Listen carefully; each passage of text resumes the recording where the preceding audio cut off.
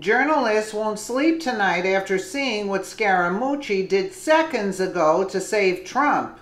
Anthony Scarammucci and CNN's Chris Cuomo continued their interview this morning. It was incredible. Scarammucci just started talking about how leakers are attacking the White House, and then blasted the leakers for having the stupid notion that they are protecting America from instead of making the administration's agenda reality.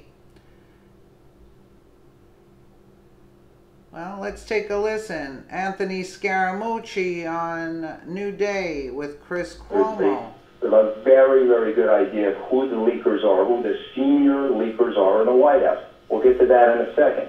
What I also want to say is that we are working together, the president and myself and other members of his team in law enforcement, to undercut and undercover, or out, if you will, the leakers in the entire country.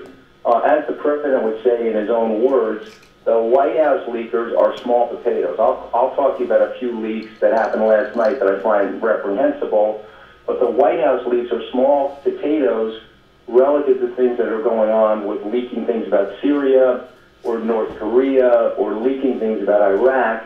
Those are the types of leaks that are so treasonous that 150 years ago people would have actually been hung for those types of leaks. So the president brought me in. He knows I'm his friend first, Chris. You're from New York. I'm from New York. The president is from New York. We had dinner last night. I sat next to the first lady.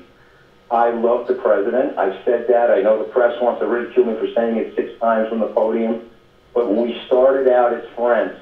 I am not a politician. I'm an American businessman, an entrepreneur that has built 2 businesses, and I try to play it straight with people. The president is trying to play it straight with people, which is why he has 140 or 125 social media followers, because they want to hear it straight from the president. And I said to the president this morning, I can't afford to be a sycophant to you, sir. I have to talk to you straight as a friend so I can help you with this problem. And so what I want to say to you is I understand the law. I know that there was a public disclosure mechanism in my financial forms. What I'm upset about is the process and the junk pool, the dirty pool, Chris, in terms of the way this stuff is being done.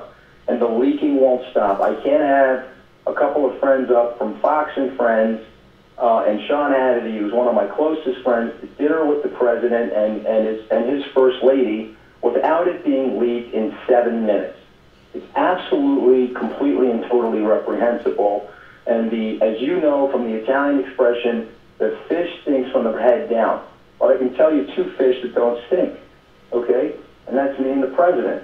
I don't like the activity that's going on in the White House. I don't like what they're doing to my friend. I don't like what they're doing to the president of the United States or their fellow colleagues in the West Wing. Now, if you want to talk about the staff, we have had odds, we have had differences. When I said we were brothers from the podium, that's because we're rough on each other. Some brothers are like Cain and Abel. Other brothers can fight with each other and get along. I don't know if this is repairable or not. That will be up to the president. But he's the chief of staff. He's responsible for understanding and uncovering and helping me do that inside the White House, which is why I put that tweet out last night. When the journalists who actually know who the leakers are, like Ryan Lizard, they know the leakers. Jonathan Swain at Axio, these guys know who the leakers are. I respect them for not telling me because I understand and respect journalistic integrity.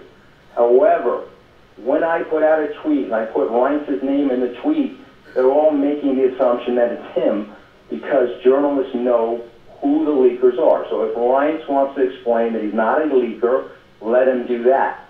But let me tell you. I'm surprised that Chris Cuomo did not interrupt him because, you know, usually these people are known to always interrupt the speaker, anything that goes against their narrative. This is actually quite surprising. I think they're afraid of this guy, and more power to him. Let us know what you think in the comments below, and thank you so much for watching.